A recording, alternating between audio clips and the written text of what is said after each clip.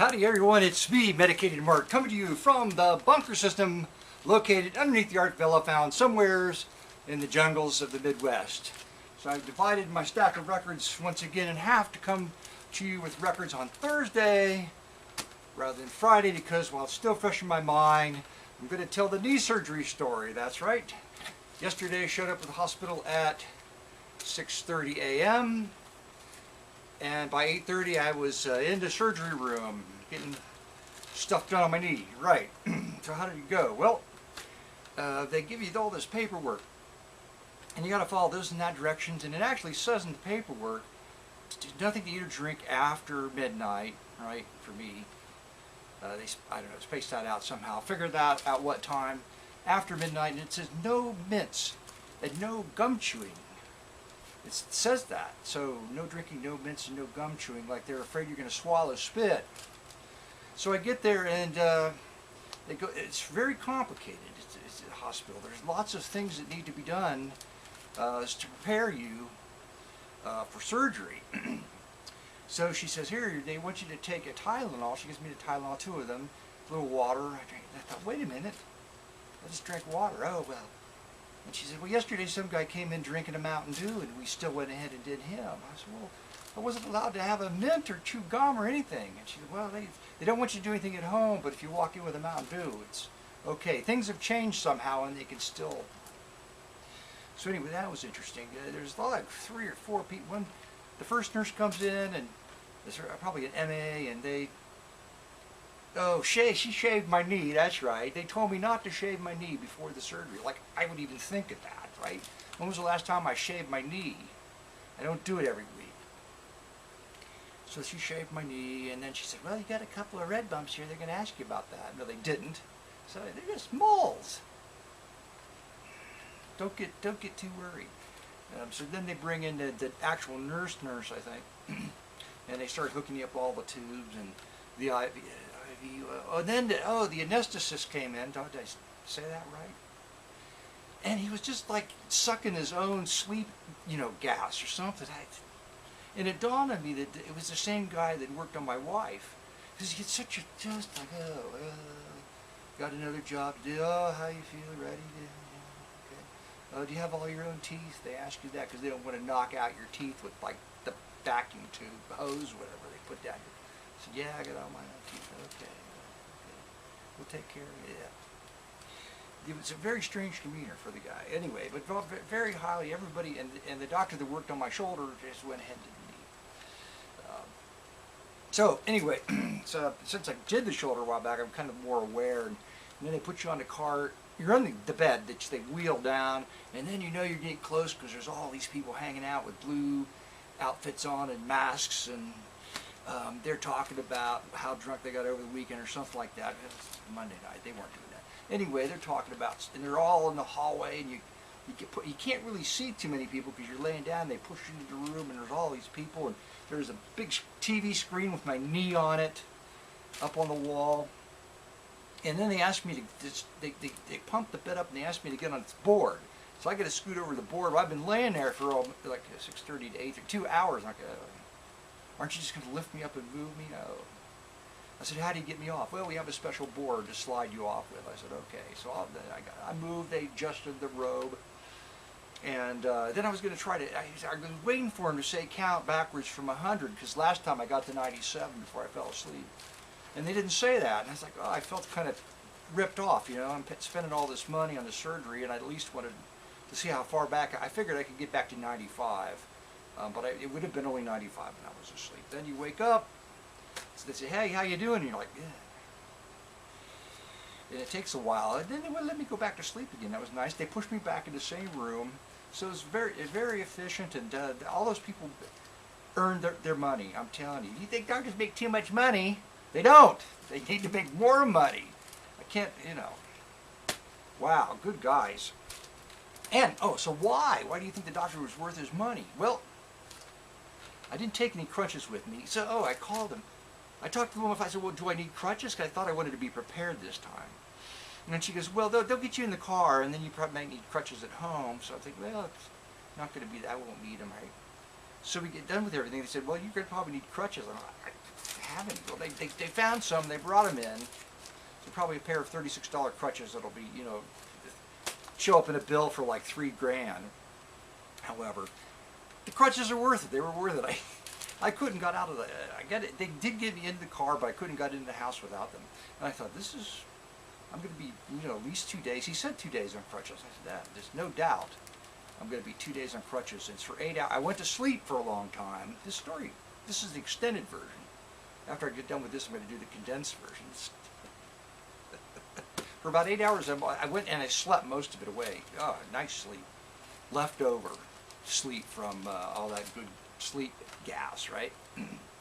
And Tramadol, they gave me Tramadol, so I had one of those. I figured that maybe that was it, but I think it was just, I'm just sleepy from leftover. Anyway, so it was about 8 o'clock at night when, I have to tell this story. This is great. Okay, so I haven't switched over to one crutch, or maybe I just started hopping around on one crutch like at about 9:30. And I thought I would just go to do a few things, write out a check and pay a bill, and then go to bed. So I have these pair of space age lamps. Maybe I'll put a picture of them in here or something. I figured they're worth quite a bit of money because there's a pair of them and they're pretty space age for space age lamps.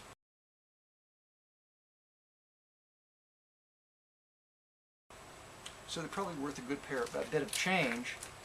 And I'm sitting there at my computer, within about 4 or 5 feet from the lamp, and the lamp starts to tip over. Luna's under there doing something. I don't know what she's doing. I'm watching the lamp go over in slow motion while I'm thinking it's going to.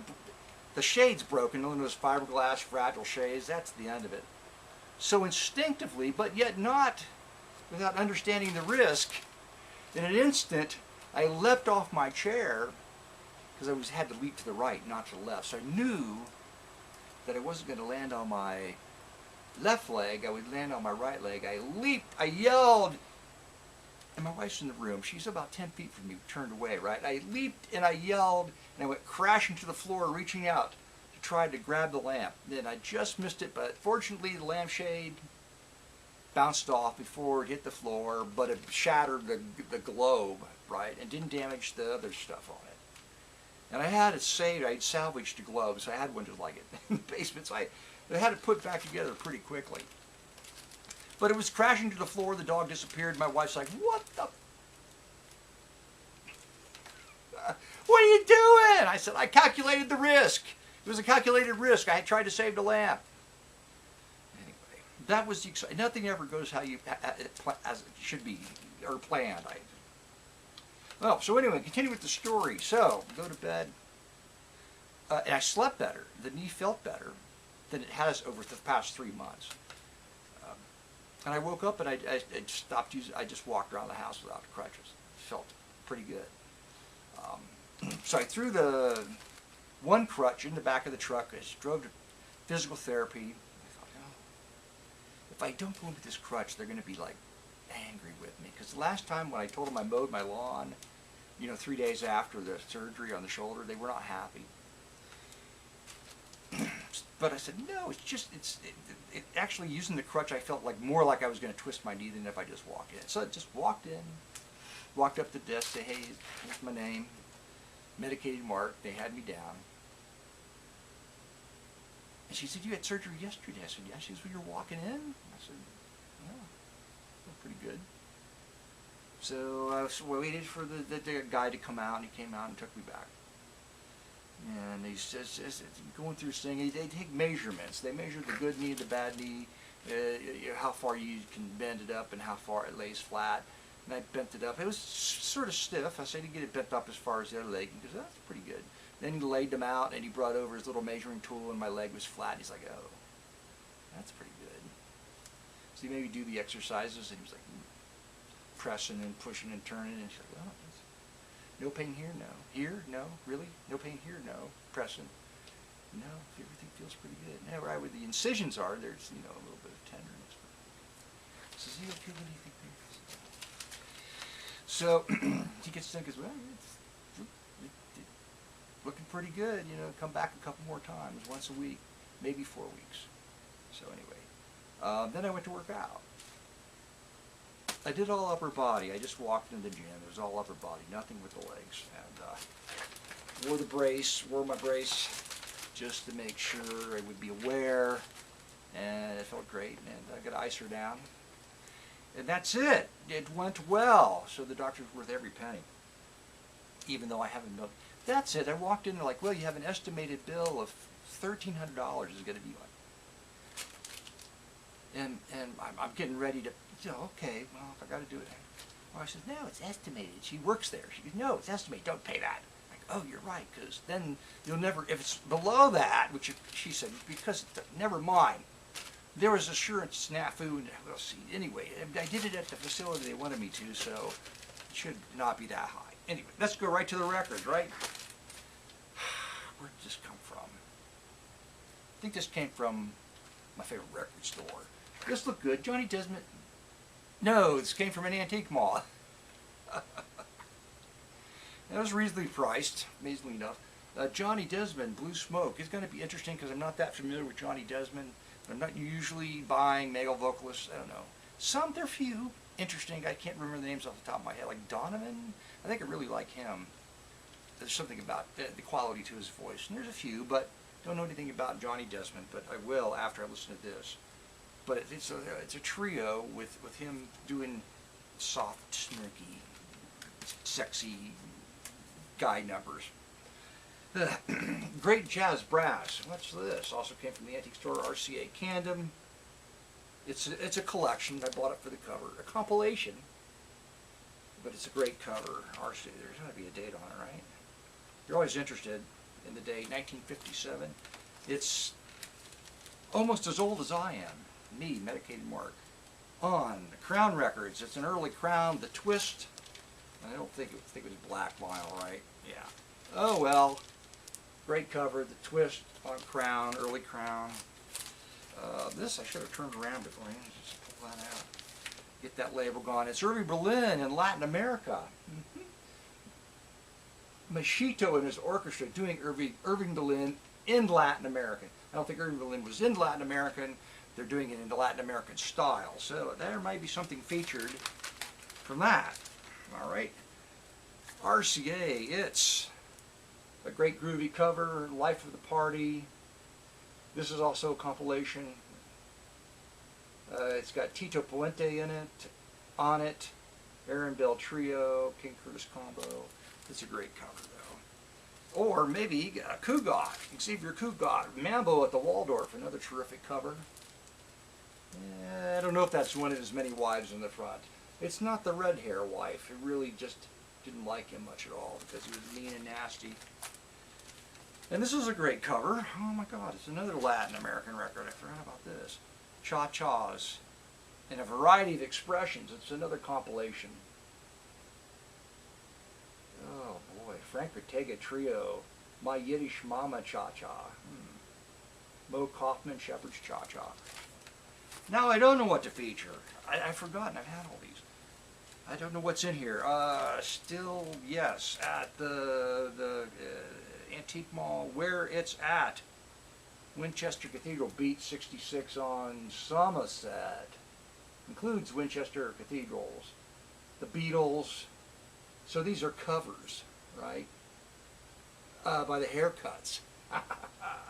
So, I don't know what I'm going to... Oh, this is good too. What am I going to do? There's so many fun things.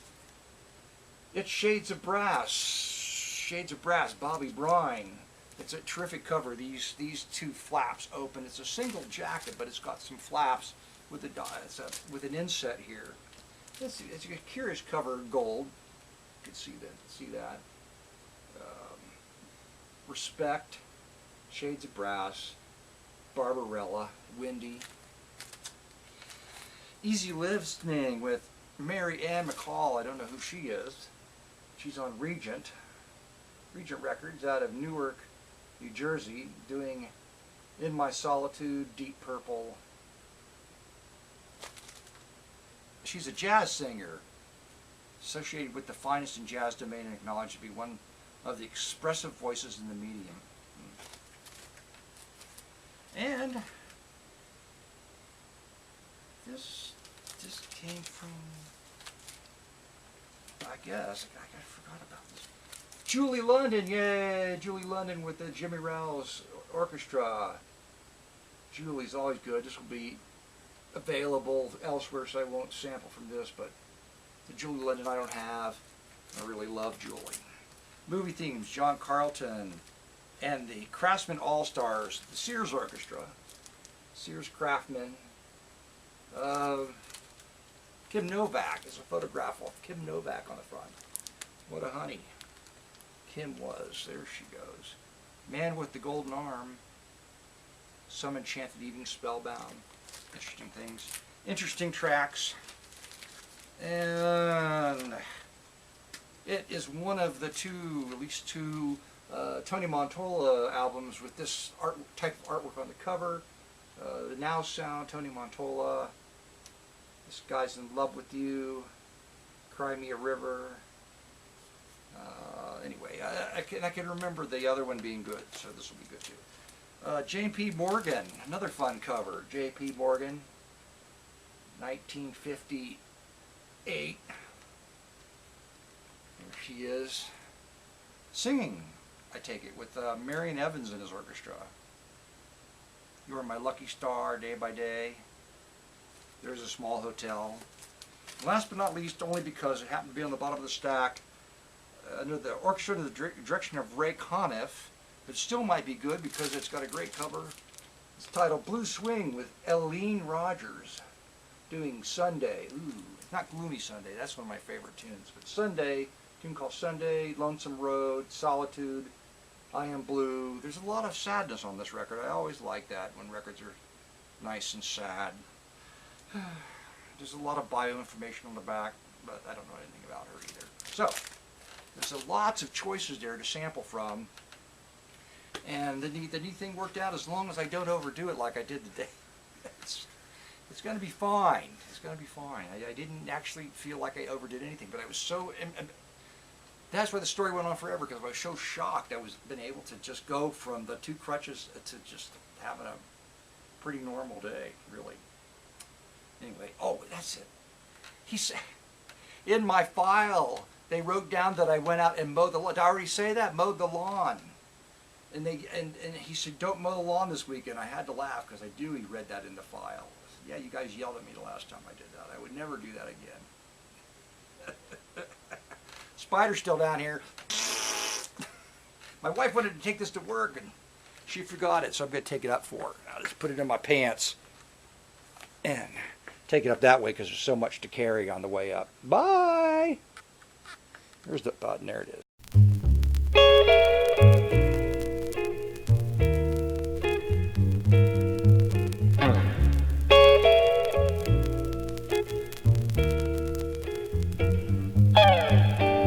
No one ever tells you what it's like to love and lose, how it feels to waken and have breakfast with the blues, how to go on living, how to face another day.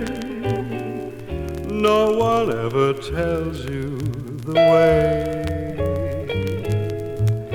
And no one ever tells you how it feels to walk alone, listening for those footsteps through the echo of your own. All at once it hits you, all those dreams weren't worth a dime, 'cause no one ever tells you in time. Long before the icy winds of winter, autumn tells the swallows time to fly. Why did she pretend till the bitter end, till it broke my heart to say goodbye? Bye, bye, baby, no one ever tells you that it's just another fling. No one ever warns you when your heart begins to sing. Someone tells you later all is fair in love and war, but no one ever tells you before.